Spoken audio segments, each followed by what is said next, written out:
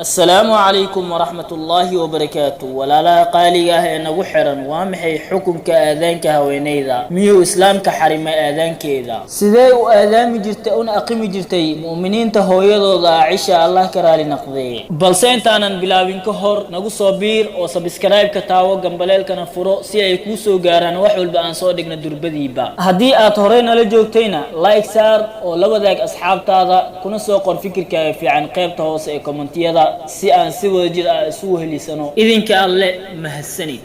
imaam xaafid ibn xajr wuxuu yiri habeenka waxa laga mamnuucay tasbiixda maxaa yeelay waxay amran tahay inay codkeeda hoos u dhigto salaada gabi ahaanba cabsi oo looga cabsanayo fidno darteeda hadii haweeneyda laga reebo inay imaamka ku baraarujiso cod hadii uu qaldamo balse way sacba dhawaysa ragga meesha joogan si codkooda kor ugu qaadin darteeda sidee loo ogolaanayaa aadaanka ahlul cilmiga agtooda haweenka waajib kuma ahan aadaanka iyo iqaamada qofkii arintaasi khilaafana waa uu dambaabay Allah subhanahu wa ta'ala wuxuu yiri waman yushaqiqir rasul min ba'di ma tabayyana lahu al-huda wa yattabi' ghayra sabilil mu'minina nuwallihi ma tawalla wa nuslihi jahannama wa sa'at masira haddii ay haweeneyda jeclaysato inay u aadaamto nafteeda ama koox ka mid ah dumarka waa ay banaan tahay arintaasi codkeedana kor uma sii qaadayso wax ka badan inay maqashiiso saaxiibadeeda ama nafteeda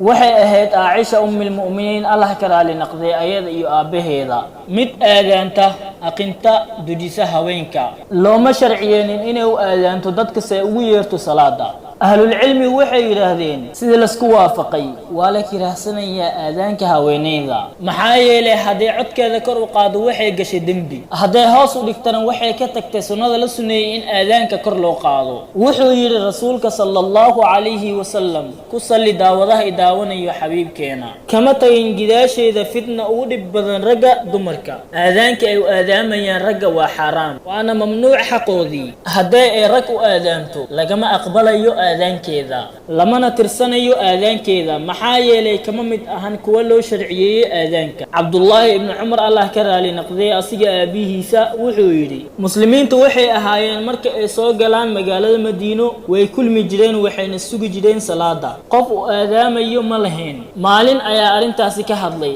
qaarkood waxay dhaheen qaado gambaleel sida nasaarada oo kale nasaaradu waxay ahaayeen kuwa garaaco gambaleelka si ay isugu yeeraan waqtiyada salaada